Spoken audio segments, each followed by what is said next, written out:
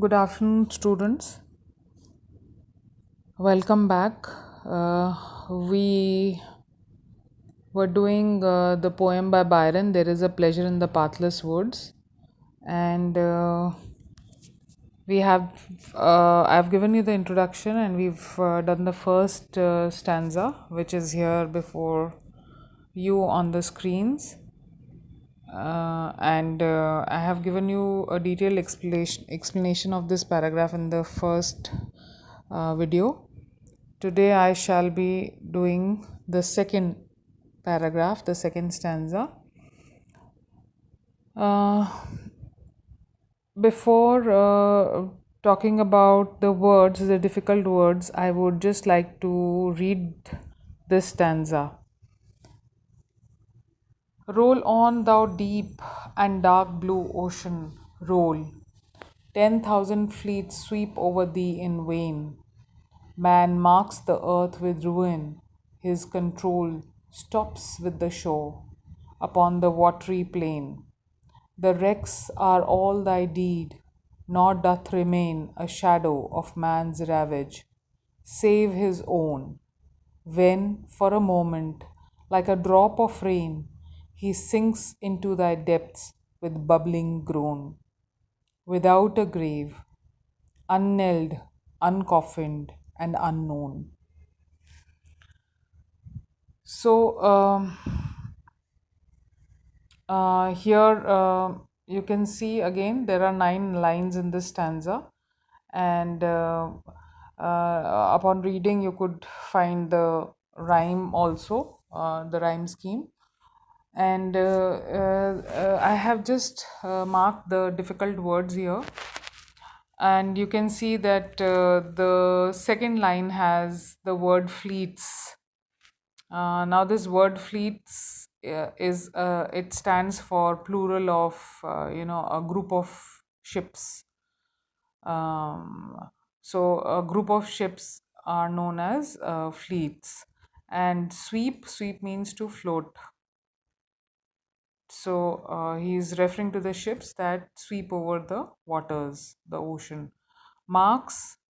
Now here marks means to put, like you say in English, put one's mark, to signify that you have been there, or that you have kind of changed the face of something.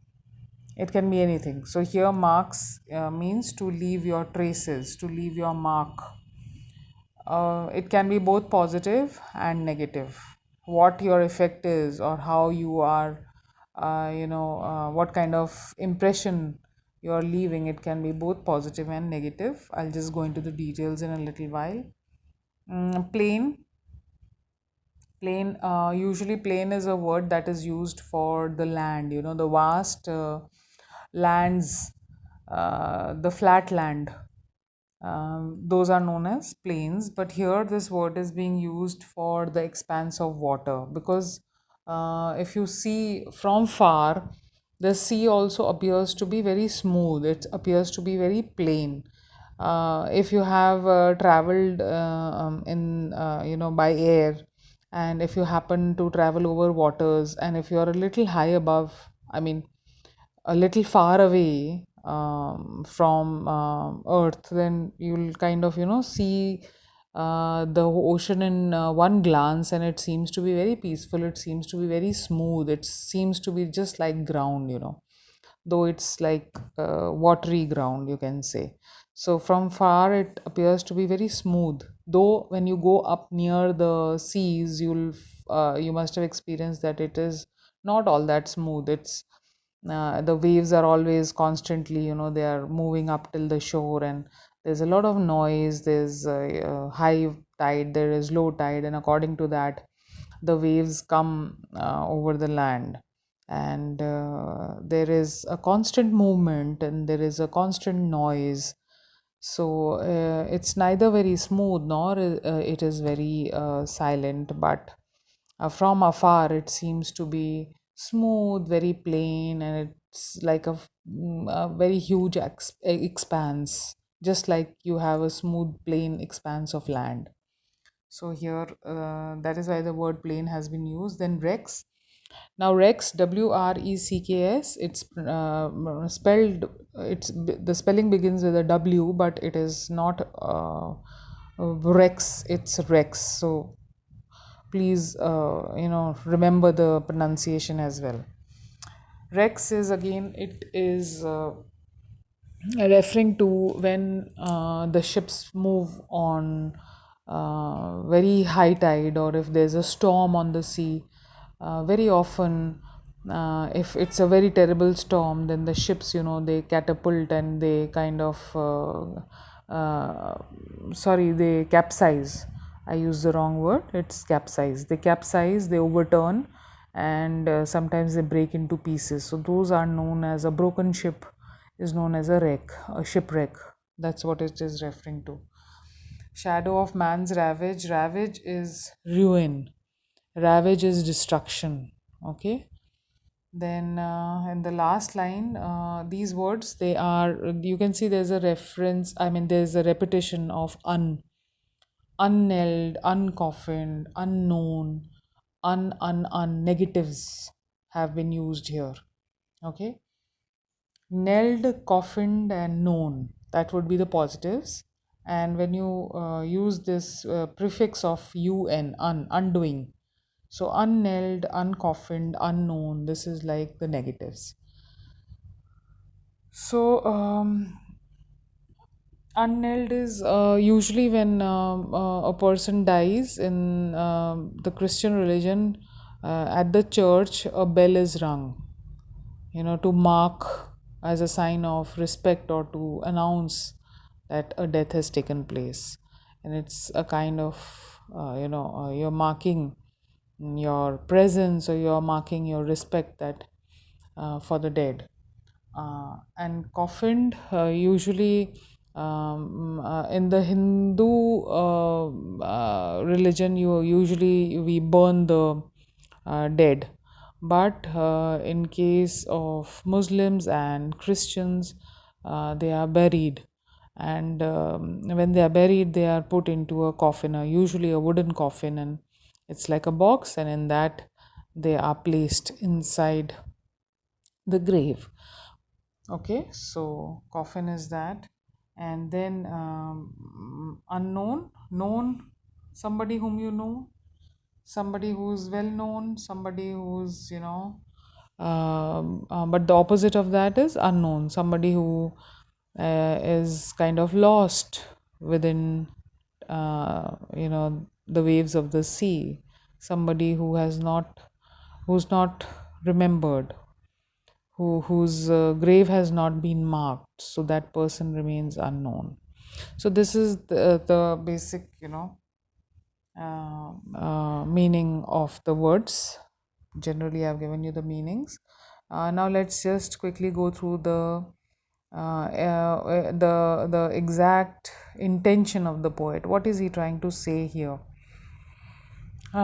Here specifically, the poet, Lord Byron, that is trying to emphasize the power of the ocean, the power of the sea, the power of water over man.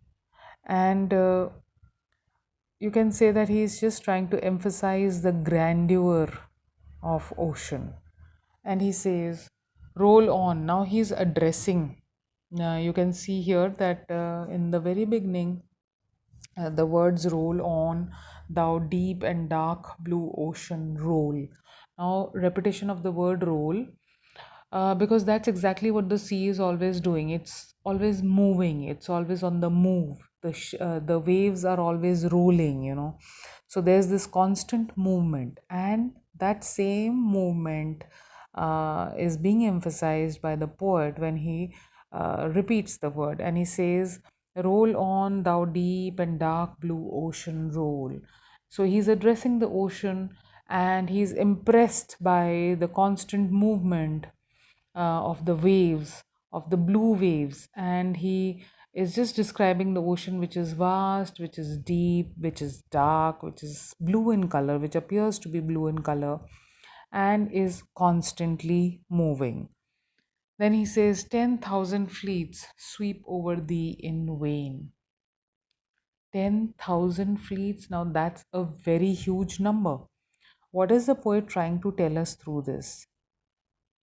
He is indirectly telling us, conveying us the size of the ocean, because ships are not tiny ones. I mean, ships are not something which are small and which occupy a small space. Ships are huge.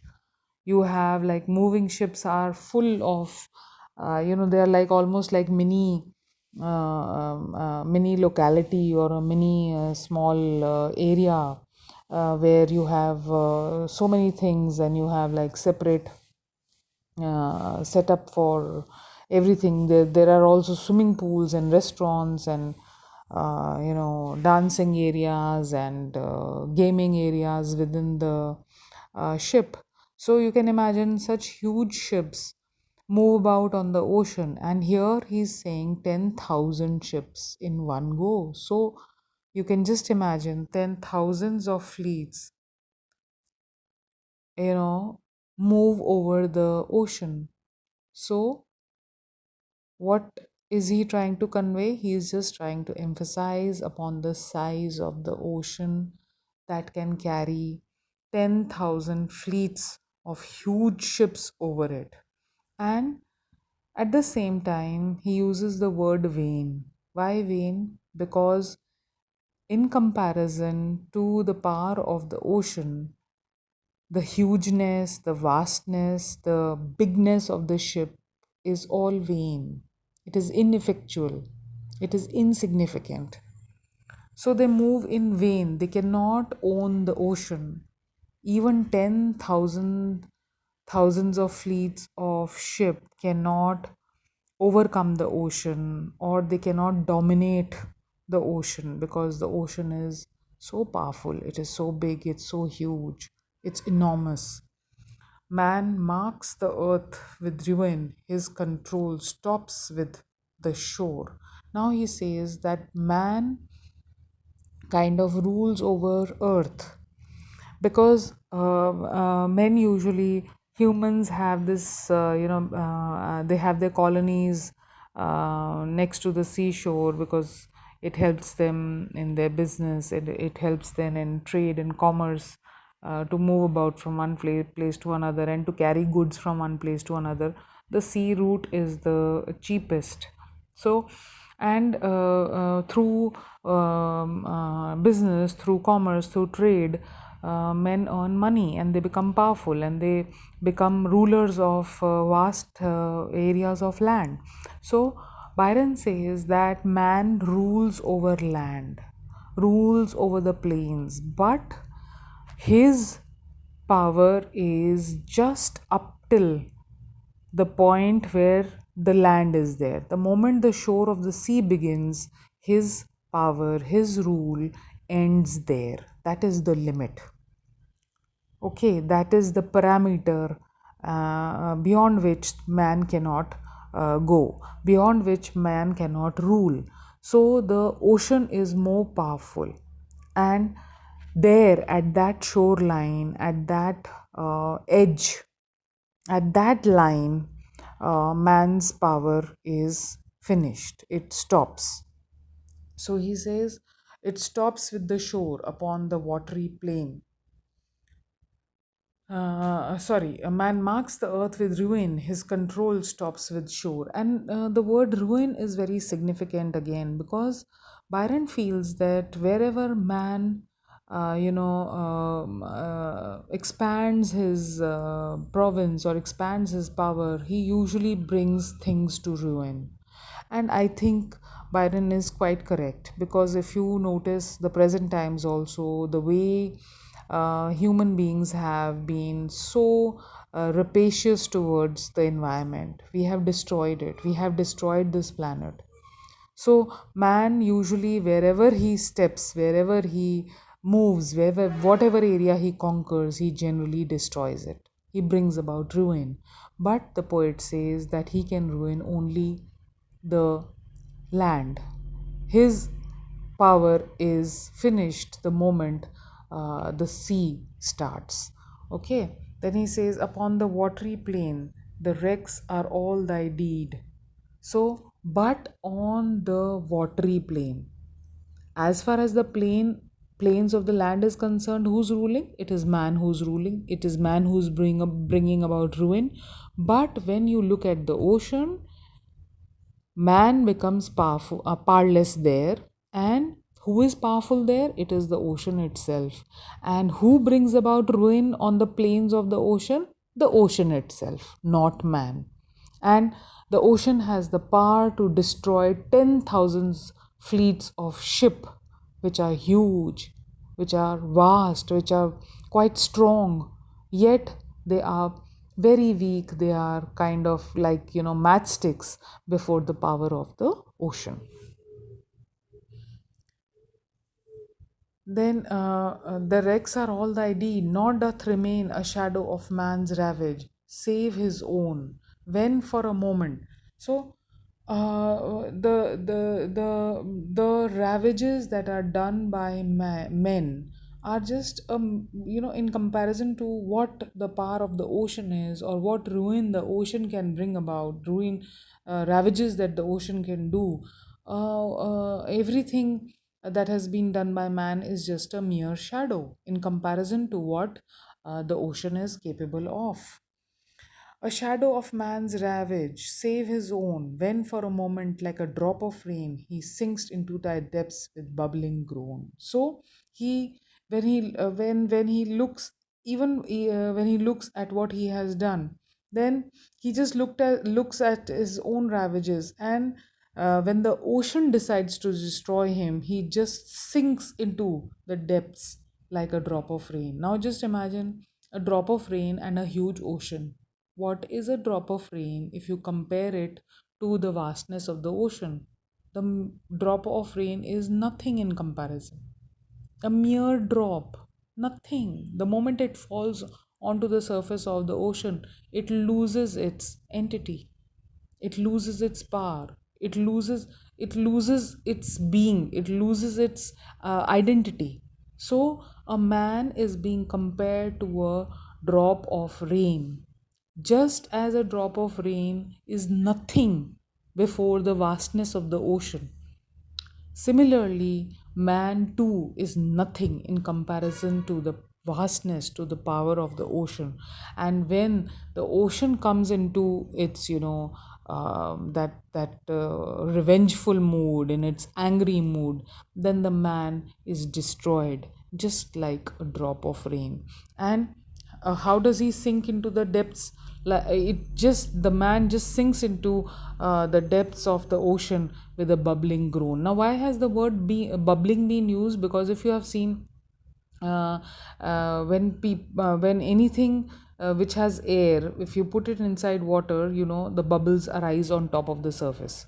So it is like he is comparing, for example, you can talk about a balloon, and or anything that has any container that has air in it. If you put it in water, it'll if it has some weight, it will sink below the surface, and the bubbles would rise. So even when a man is drowning, when he's sinking into the water, the bubbles rise. Whatever oxygen is inside his lungs, it escapes, and there are when he's breathing out, the bubbles rise up upon the surface of the ocean. So that is what the poet is referring to here. And he says, he sinks into thy depths with bubbling groan, without a grave, unknelled, uncoffined, and unknown. Now, this is a very, very, very significant line.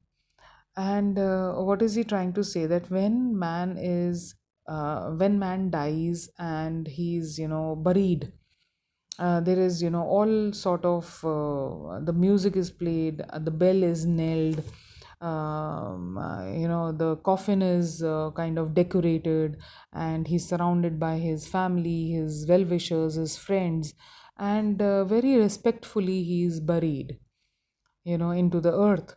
And there is a gravestone that is erected on his grave, and there is the mention of his name, what family he belongs to, the date of his birth, the date of his death, and maybe a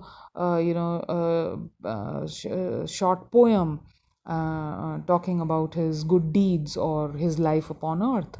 So it is kind of, even after death he is remembered. When he is buried on earth, he's remembered properly. He is kind of laid to rest, and the tombstone is erected on that grave, so that even the coming generations know that he existed, and whatever family he belonged to, or whatever deeds that he did, in short, they are mentioned on that tombstone. So it is something like, even after death he leaves a mark on earth. But that is not so in case of his watery grave.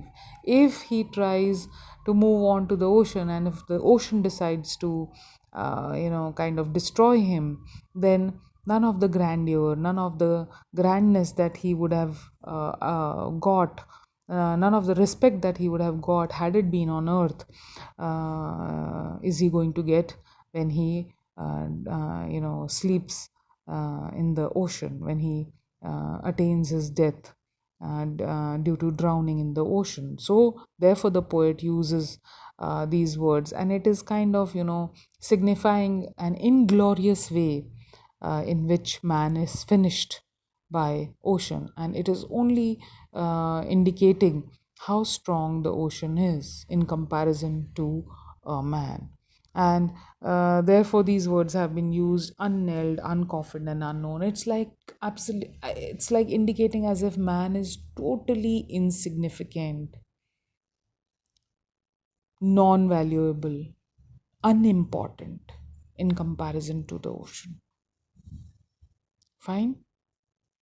So, if I have to say this, what the poet is trying to say in one line, I can just say that he's just drawing a comparison of man's power vis-a-vis the power of the ocean. And the equation is totally imbalanced. There is no balance whatsoever. The ocean is extremely, extremely powerful, and the man is extremely tiny, insignificant, unimportant.